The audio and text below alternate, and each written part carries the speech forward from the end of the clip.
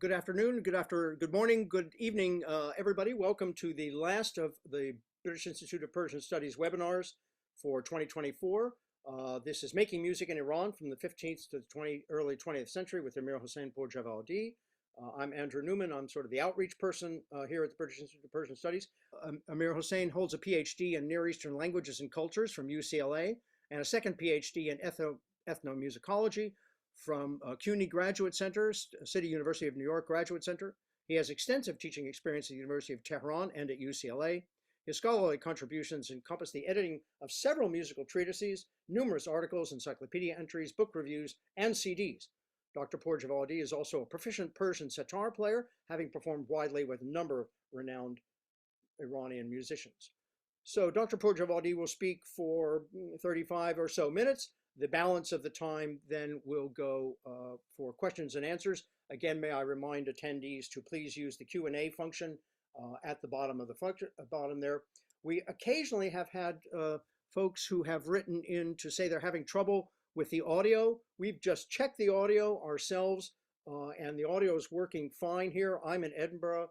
Amir Hossein is in Los Angeles. Our other BIPS people are in London, so everything's working fine here. If you're having some trouble, may I suggest you log off or even switch off and come back on. But again, if there are issues, the whole talk will be uploaded later on. So, Amir Hossein, with that, I'm going to shut off my audio and shut off my visual, and the floor, literally and metaphorically, is yours. Thank you so much. Good morning, good afternoon, good evening, everyone. First and foremost, I want to express my gratitude to Dr. Andrew Newman for this generous introduction. I'm truly honored to be here today, and I would like to begin by extending my sincere gratitude to the British Institute of Persian Studies for this kind invitation. The Institute's remarkable work in preserving and promoting the rich heritage of Persian culture, literature, and arts is something I deeply admire, and it's a privilege to contribute to that ongoing conversation. The subject of my book, Music Making in Iran from the 15th to the 20th century, invites us to explore centuries of musical practice, theory, and innovation within the Iranian cultural context. When I embarked on this project, I was struck by how intricately music is woven into the history of Iran, not only reflecting the aesthetic tastes of different periods, but also mirroring the political, social, and religious dynamics that shaped the country over the century. But what really motivated me to write this book? Until just a couple of decades ago, there were two prevailing assumptions about Persian music. The first was that music was banned in Iran during the Safavid era, with musicians persecuted and performers ceasing to thrive. As a result, Persian music was thought to have survived mainly through religious rituals like ta'ziyeh and noah khani. The second assumption held that from the 18th century onward, Persian music developed in a distinctive way, diverging from broader Middle Eastern musical traditions shared with Turks, Central Asians, and others. Challenging these assumptions was one of the driving forces behind my decision to embark on this book project. In recent years, however, the nature of musical research in Iran and in the Middle East has changed dramatically, thanks to new discoveries of documents, from musical treatises and song text collections to travel accounts, musicians' diaries, early recordings, and more. These sources have given us fresh insight into the historical development of music in the region, shedding light on many aspects of music making that were previously overlooked. Several recent scholarly works have also illuminated important shifts and developments in Persian music that were happening alongside these broader historical changes. I hope this talk will give you a sense of how my research navigates these new perspectives and helps reframe our understanding of musical history of Iran. My book is divided into two parts, each consisting of 3 chapters. Part 1 deals with aspects of historical and social context of music, and part 2 concerns music theories and practices. Chapter 1 introduces the centers of musical patronage between the 13th and 18th centuries, with the main focus on musical life in the Timurid, Safavid periods. It looks at the major and minor chords, focusing on taste, roles, and contributions of patrons, courtly music institutions, prominent performers, composers, music theorists, and musical settings. After the invasion of Chengiz Khan, his grandson Holaku invaded Iran with a massive army, establishing the Ilkhanid dynasty in 1256 in Azerbaijan. Throughout the 13th century, Azerbaijan, and most notably the city of Tabriz, was the most prominent center of musical patronage in Iran. In the early 14th century, the Jalayirids came to power, promoting art and literature in Tabriz and Baghdad. The reign of Sultan Hussein Jalayir was a remarkable period in the history of Persian music. He frequently hosted poets and musicians at his court. The most celebrated among them was the composer and music theorist Abdulqadir Maraghi. In Jamul Alhan, Maraghi relates the story of a courtly musical setting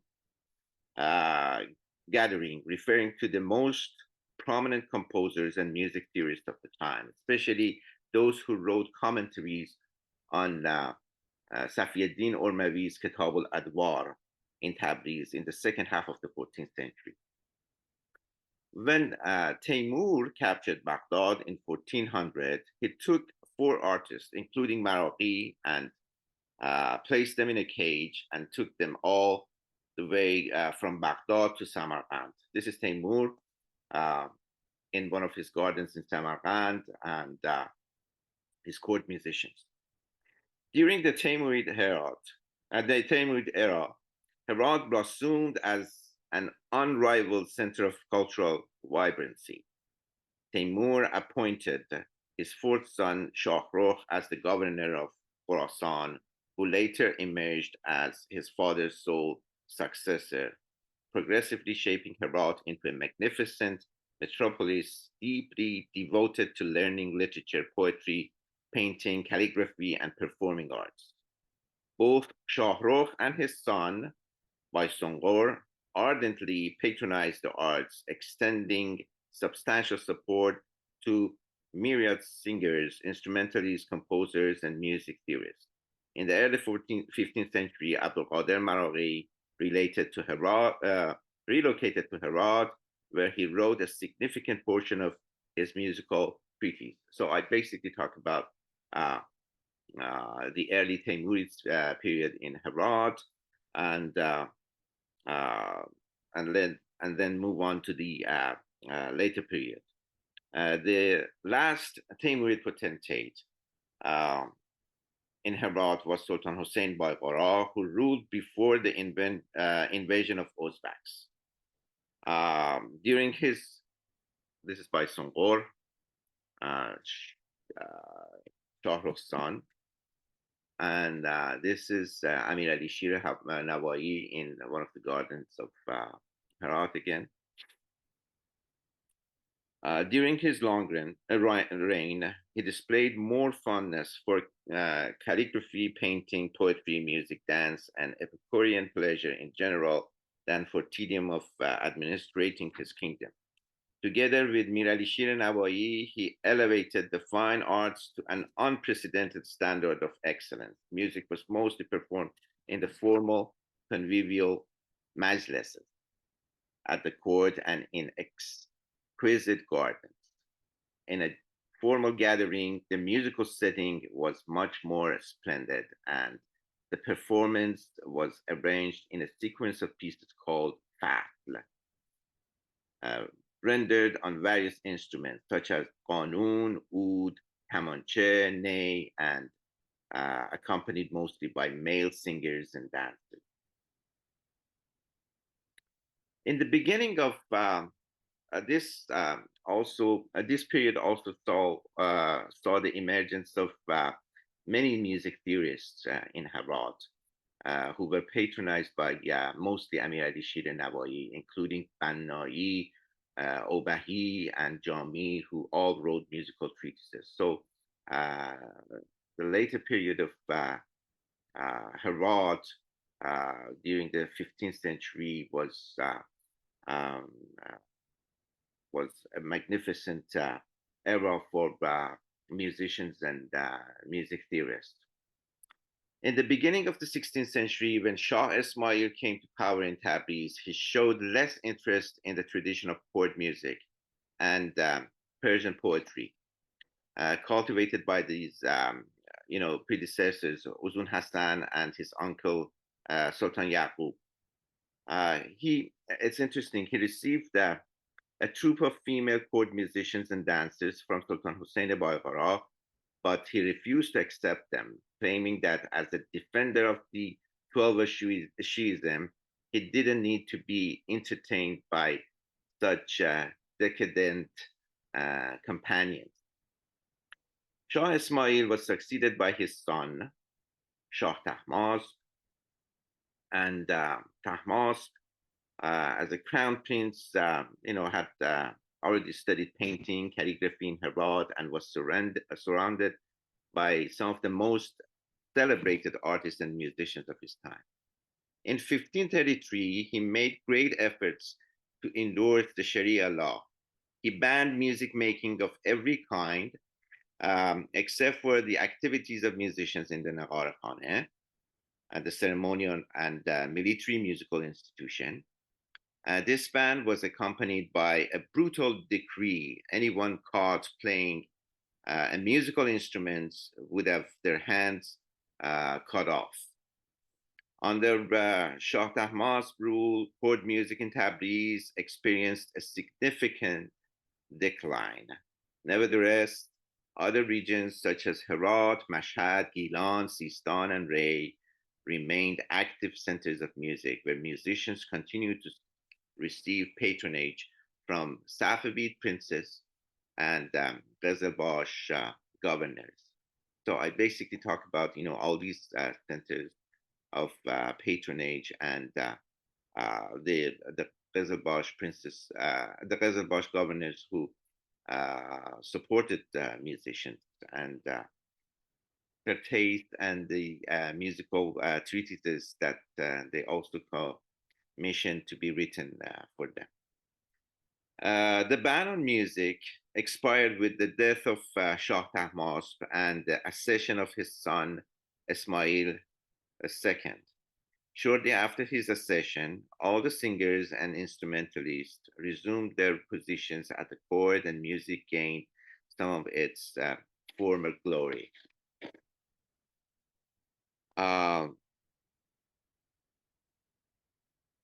In the capital, Shah Abbas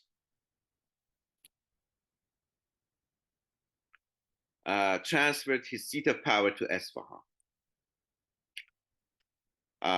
This is Hamza Mirza, actually. He was the uncle of Shah Abbas, the nephew of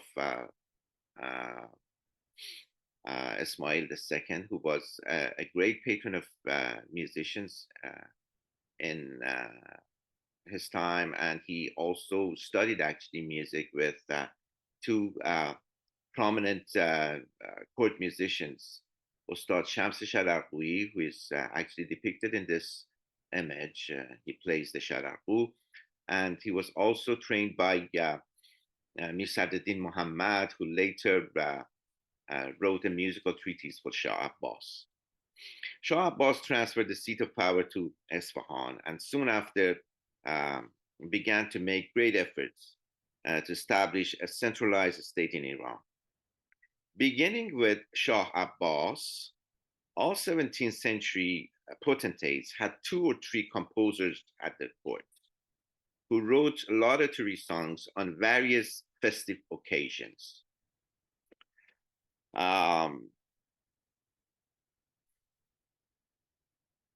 The vocal compositions of some early 17th century court composers, such as Shah Murad, Aga Momen, Muzaffar Golpaygani, and Sharif Hamedani, have been recorded, in song text collections and later turned into instrumental compositions at the Ottoman court, transcriptions of which can be seen today in two collections of Bubovsky and Kantemir. So I talk about the song text collections later in the last chapter. But Shah Abbas managed to repel the Ottomans and recapture the entire Caucasus in 1603. And meanwhile, imported up to 300,000 Caucasians to Iran. Throughout the 17th century, the influence of Caucasian men and women was conspicuous at the Safavid court.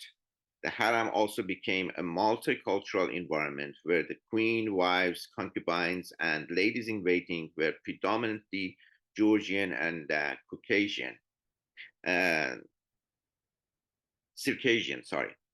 At the same time, Georgian, Armenian, and Circassian concubines and courtesans became major exponents of dance and acrobatics, both inside and outside of the court. This is Shah Abbas II with his court musicians.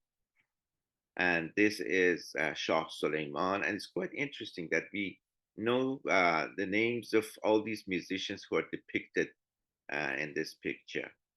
They were, court musicians, and their names are recorded. So in 1637, Shah Safi received a trade delegation from Frederick II, Duke of Holstein-Gottorp, accompanied by the German mathematician and scholar Adam Olearius, and a group of musicians. These musicians were received with admiration at the court, and their images were depicted at the top of the main entrance to the Baysariye Bazar in Isfahan. They have survived to this day. This is the Baysariye Bazar, and this is actually the image of these musicians who were received at the court. It's quite interesting. No, I just moved back. This is the Chardin reports that the instrumentalists in this period found throughout the capital were poor and mostly dressed in rags, except for those who were employed at the court and supervised by the Chalchibashi. The superintendent of court musicians in this period was called Chalchibashi. He was the head of court musicians. And he also had other responsibilities that I talk about later. Overall, the social status of court musicians was presumably higher than regular musicians across the capital, but it was significantly lower than that of musicians in the preceding Timurid or Jalayirid periods.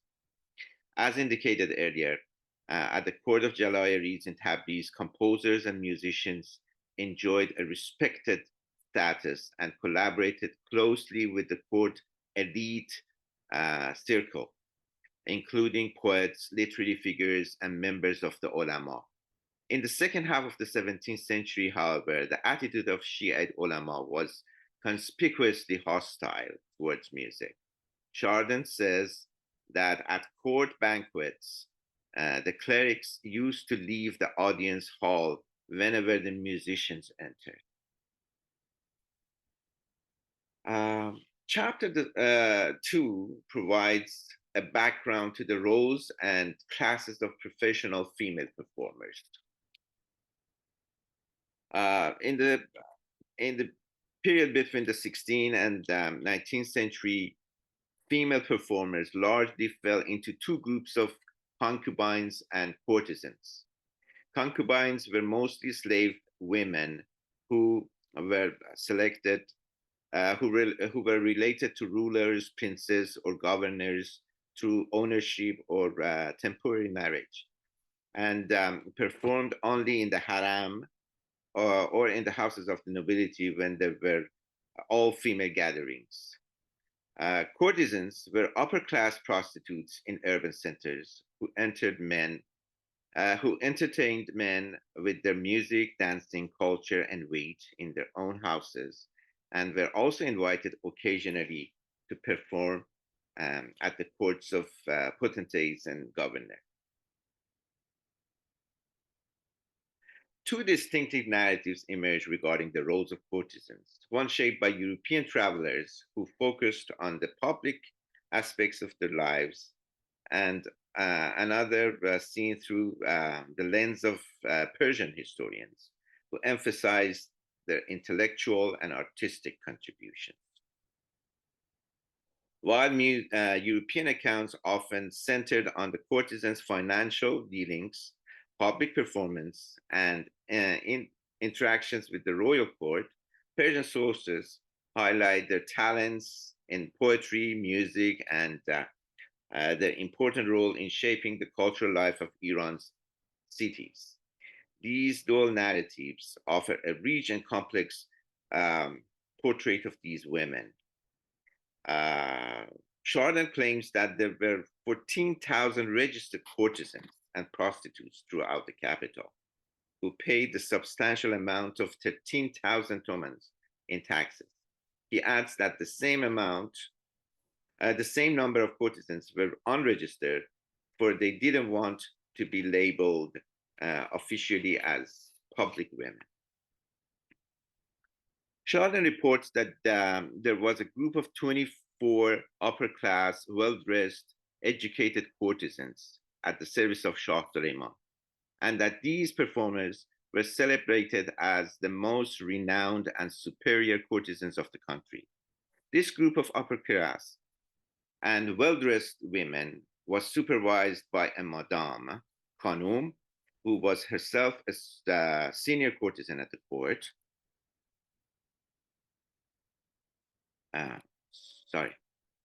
Senior courtesan at the court.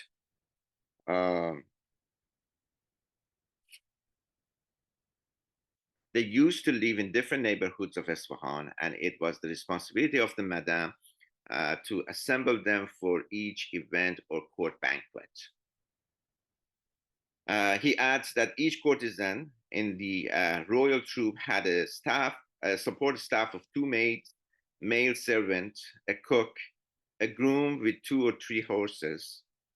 If they traveled with the court, they had 4 additional horses for their luggage. The annual payment for the entire troop was 1,800 francs.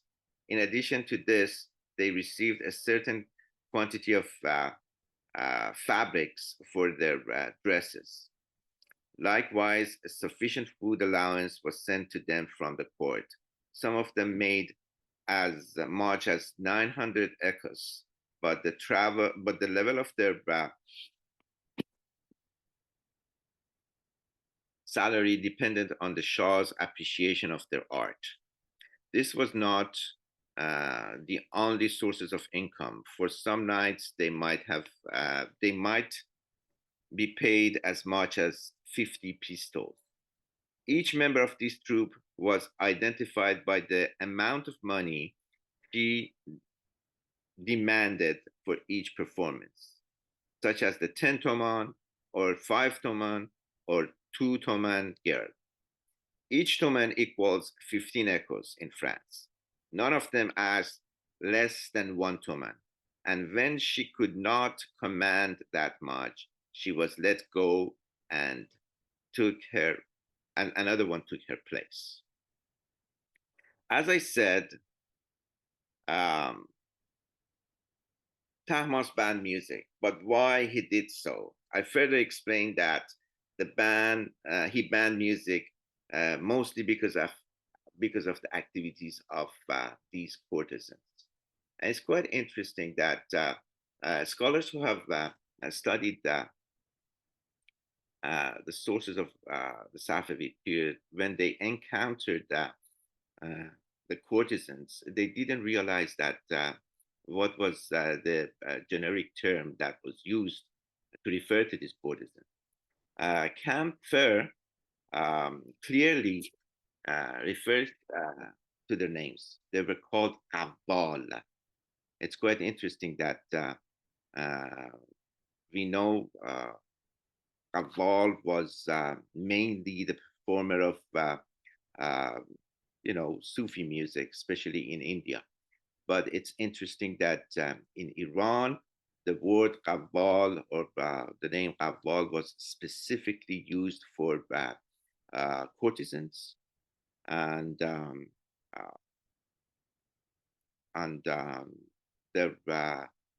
salons, courtesan salons, were also called Qawwal Khane. So we have documents and decrees that were issued by Shah Tahmasp banning the Qawwal Khanes of Tabriz and later Qazvin.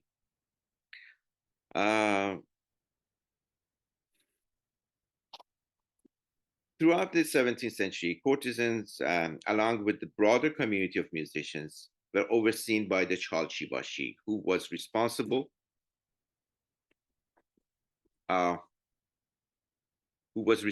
for arranging the performances at court ceremonies and official banquets. Courtesans had to seek the Chalchi-Bashi's guidance on most matters, including resolving fiscal and legal issues, as well as negotiating or canceling concerts under his authority. If a courtesan was arrested or convicted, it was the Chalchi-Bashi's duty to intervene and secure her release from jail.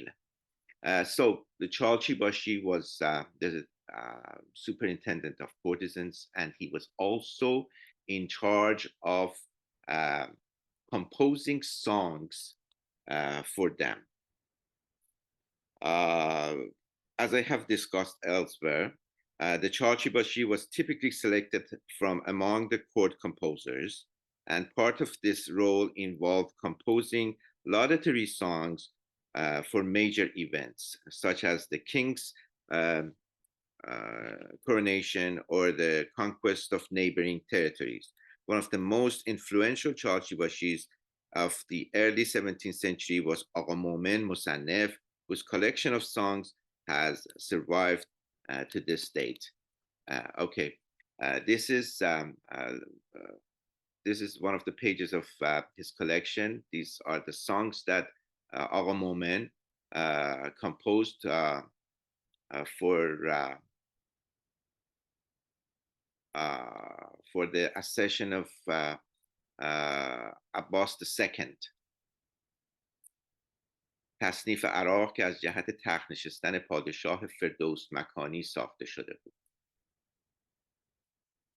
And I suggested that since the Chalchi-Bashi was the superintendent of these courtesans, and he was responsible for composing songs, these were the songs that were actually were performed by courtesans at the court.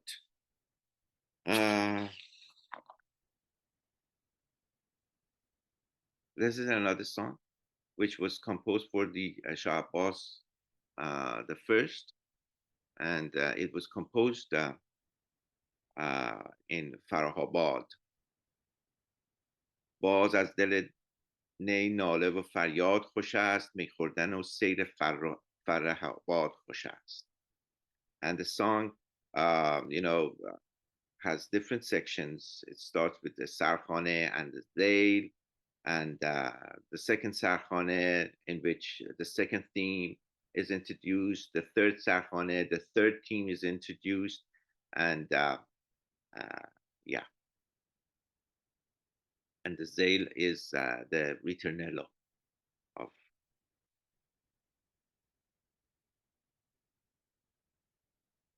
So this is a very interesting picture. This is one of the courtesans of Esfahan in the middle of the 17th century.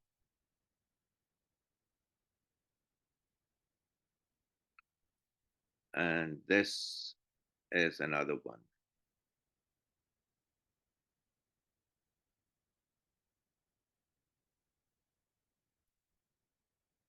Again, this is one of the tasneems that was composed by Muhammad Kazim Chalchibashi. It's a Turkish tasneem, and it shows that some of the composers were Turkish, and some of the courtesans were also who were from Caucasus, especially Georgians and Circassians, were able to sing in both Persian and Azeri. The second تصنیف حبیبای تنباکو فروش در گردانیه و راست اصول 2-1.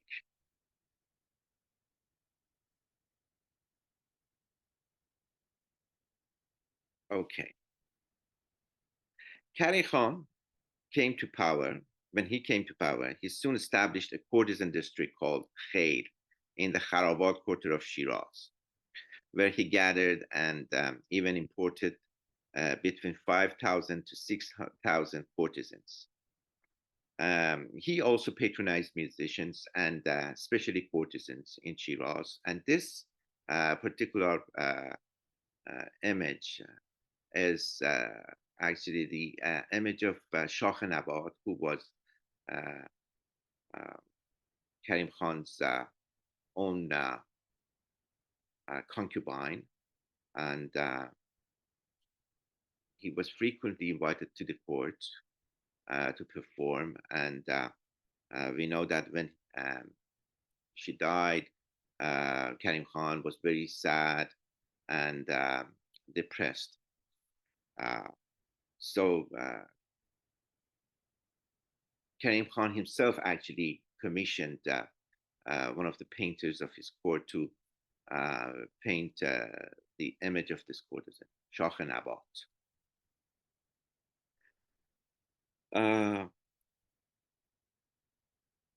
Female court performers were valued items, but valued, individuals who were often sold or presented as gifts to other rulers. For instance, Sultan Hussein Baigara sent a group of female performers as a troop to Shah Ismail to prevent him from invading Herat. Or in 1566, Shah Tahmasp dispatched 4 courtesans to his Ottoman counterpart, Salim II. Even during the 18th century, Nader received a number of courtesans and female performers from regional governors. These courtesans certainly constituted the major conduit for transmission and exchange of musical ideas and artistic features between courts. The third chapter of the book looks at the lives and roles of male and female musicians at the Qajar court. I actually start with Fatali Shah. When he was a crown prince in Shiraz, he was actually familiar with the courtesan culture of that city. And when he was appointed as the king, he brought a group of courtesans from Shiraz to Tehran and also established an institution at his court called Dastgah Bazigarkhane. This is an image of courtesan culture in Shiraz in the late 18th century. So Fath Ali Shah brought all these courtesans from Shiraz to Tehran. Some of them also were brought from Esfahan. And these courtesans formed two groups of performers, 25, and each group had 25 members. They were supervised by two senior courtesans, Mina and Zohre, at the court, and they were severely trained by, very systematically actually trained by male musicians of the court. The tradition actually continued up until the middle of the reign of Muhammad Shah, but we know that at that time the imperial treasury was all but depleted, and the court could no longer afford frivolous expenditures. Muhammad Shah was also an orthodox monarch who attempted to curb Epicurean activities like patronage of upper-class courtesans and drinking, which offended his puritanical temperament of his conservative Grand Wazir, Haji Mirza Abbasi. So, as a result, دستگاه بازیگرخانه as a court institution ceased to receive royal patronage, and by the middle of the 19th century, the music of the court generally became dominated by professional male musicians. At the time of Nasruddin Shah, court musicians were actually classified in different groups. The main group was Amale Tarab Khaste, who were special musicians at the court, who were allowed to sit in the presence of the Shah, and were also received monthly stipend from the court. Then there were also mughalleds at the court. So I basically, in the third chapter, talks about different classes of musicians at the court. These are the female musicians of the court who were trained by the professional male musicians. There was an audition process to recruit these female musicians and to be trained for 3 or 4 years, and then they could enter the haram, and some of them in the very beginning became the concubines of Shah. So this was mainly the process that I explain in the book. I also talk about the motrebs, or professional musicians who were active across the capital. There were different groups of male and female musicians who had to pay taxes, and they were overseen by Etesam Khalwat, who was the overseer of these troops of musicians in the capital. I talk about the Western influence, the introduction of recording technology in this period. The fourth chapter is on the modal system.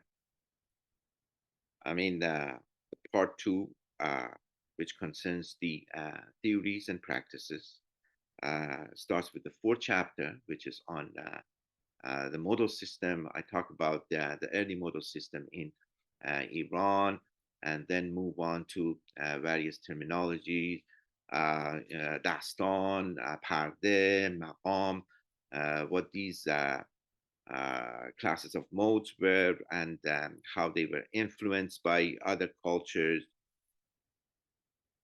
I also give an outline of musical treatises that were written during the Timurid from the 14th to the end of the 19th century in Iran. Again, chapter 5 presents theoretical discussions of rhythmic and metric concepts and accounts of rhythmic cycle, and beginning with an outline of early concepts of rhythm and structure of meters in Arabic and Persian traditions. It surveys the accounts of rhythmic cycles in the Timurid, Safavid periods, pertaining to both art music and the Nagara Khane. And finally, chapter 6 is a survey of musical genres. It commences with the accounts of earlier Arabic and Persian genres and goes on to discuss the structure of Timurid and Safavid genres in light of descriptions found in musical treatises and presentations found in song text collections. Music theorists mostly define the genres in reference to their forms, and in some cases, they mention certain obligations, prohibitions, and options attached to them. Nevertheless, each genre could also be differentiated from the others based on its lyrics, poetic meters, rhythmic cycles, techniques of variation, and the rendition of verse and non-textual syllables. Music theorists often include the description and arrangement of short and extended suites in their accounts of musical genres. These suites in different periods had various forms and norms, and they largely encompass a set of composed and improvised pieces. The composed pieces were kar, amal, qawl, sawt, naqsh. These were the predominant metric vocal genres in the 16th and 17th centuries. Kar and amal were tripartite, qawl was bipartite, and sawt and naqsh were single part genres.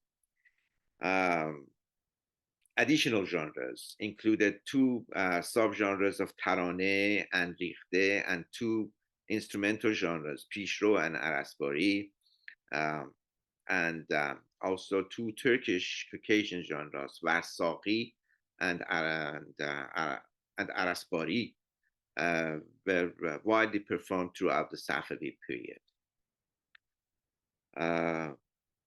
Between the 15th and 17th centuries, kar, amal, qawl were largely composed by professional court composers, whereas simple forms of sawt and naqsh were mostly composed by amateur poet musicians. So this is basically the main content of the book that I try to, say in this brief time. Thank you, everyone, and for attending and for your support. So let's open the floor to questions. Terrific. Thanks, Amir Hossein, very much. Very enjoyable. We have about 10 minutes or so for questions. I do not name the questioners. I simply talk about what the kinds of questions are. I reserve the right to edit these questions for brevity and such, but please, if you have some questions, put your questions up. I've got a couple already. I will do my best to move quickly through them. First question is, could you discuss the musical influence between European and Persian music? Now, this was an early question, and it seemed to me to come sort of right in the time period of your discussion about the Safavid period, but perhaps more generally as well.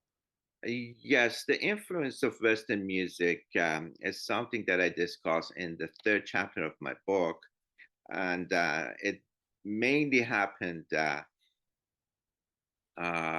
in actually in the second half of the 19th century with the establishment of the Darul Funun and inviting uh, master band leaders from Europe to teach uh, uh, military music and uh, yeah. So it basically uh, began in the late 19th century. Prior to that time, there is not much influence from the West. Okay. Even though you had this troupe from Holstein that came in, whose pictures there was really That's not right. much interaction That's between right. the two.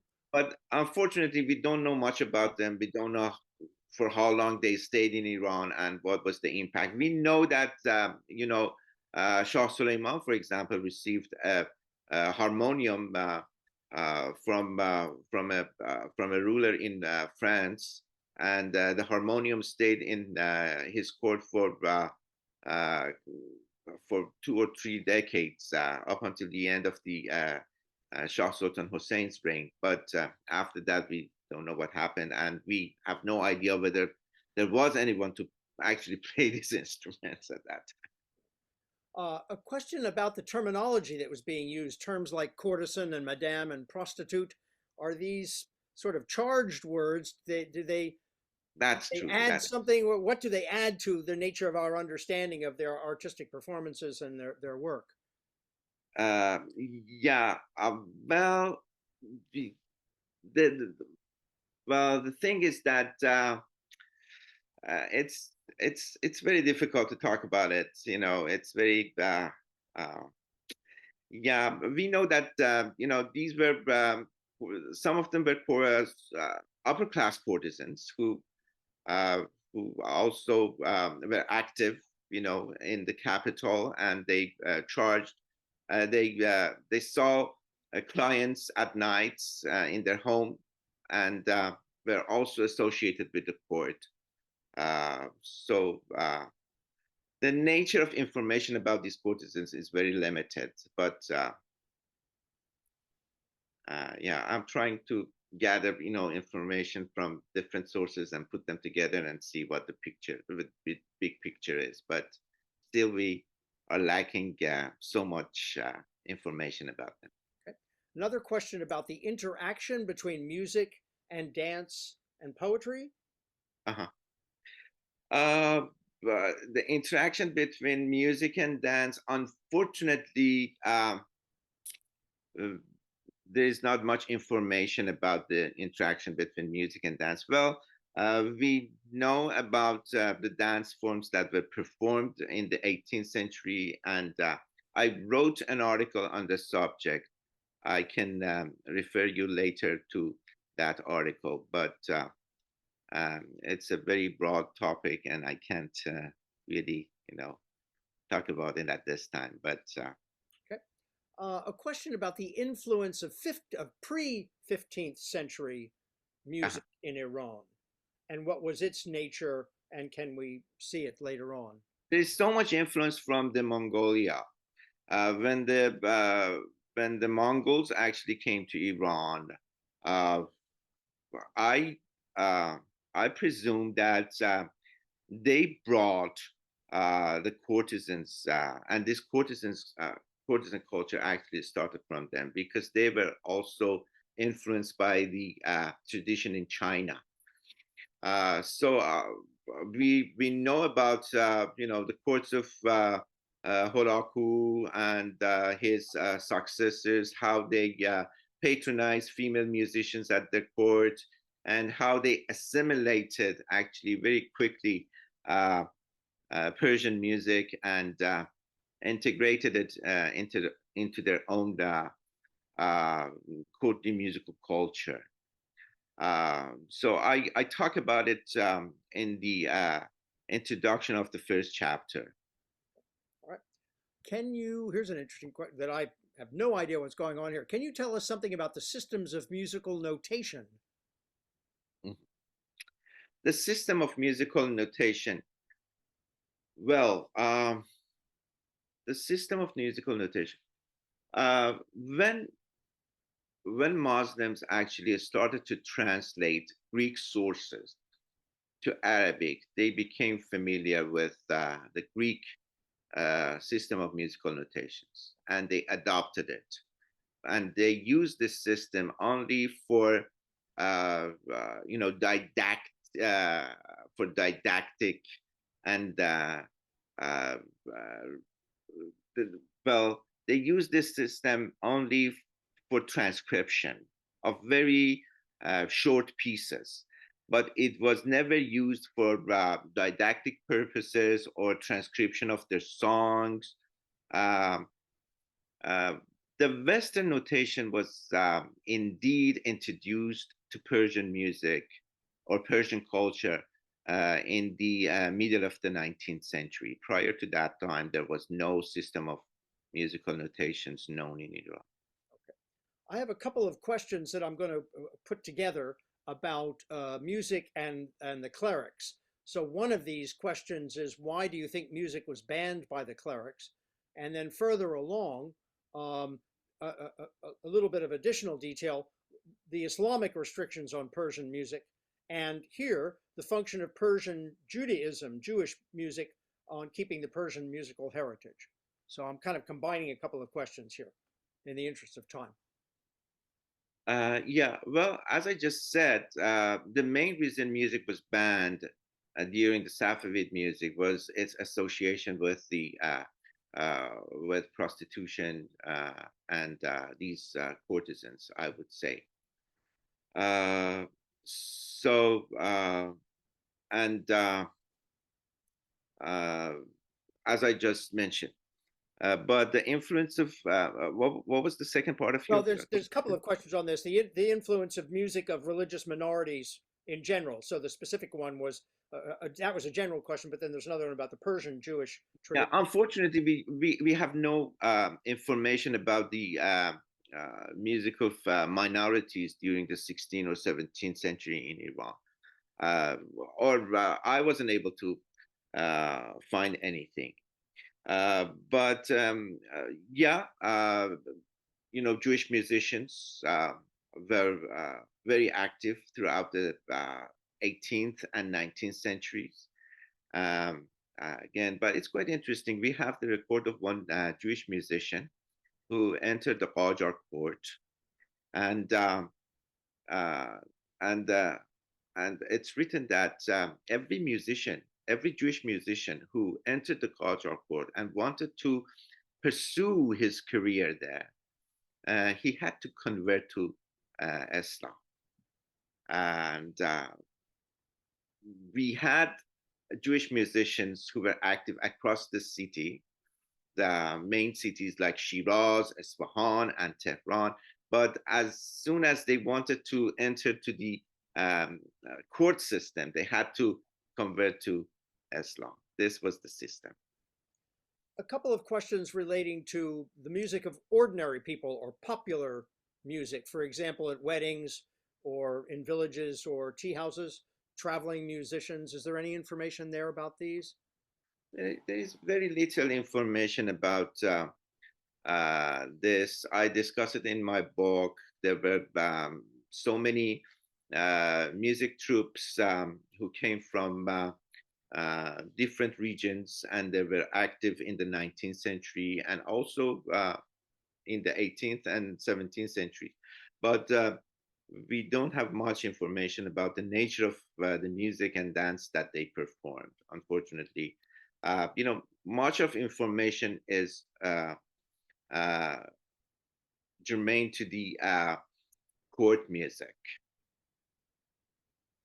Okay. Here's a question about the diplomatic protocol for refusing a gift of musicians. Were they returned to the person who sent them, or were they distributed, sent elsewhere, for example?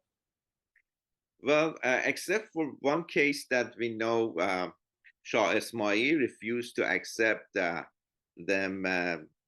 I couldn't find any other evidence showing that they were refused or rejected. Most of the time, I would say they accepted these female performers as a gift.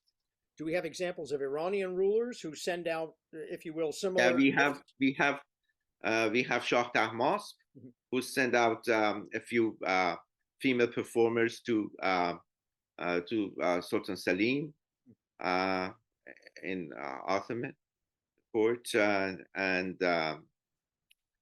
we also have the evidence of receiving these courtesans from different regions at the time of Nader. Nader actually received so many courtesans from different governors in across Iran, and even from India actually, and Central Asia. So, a question. We're running down almost out of time, so I think I have one, possibly two more questions. I have one here already.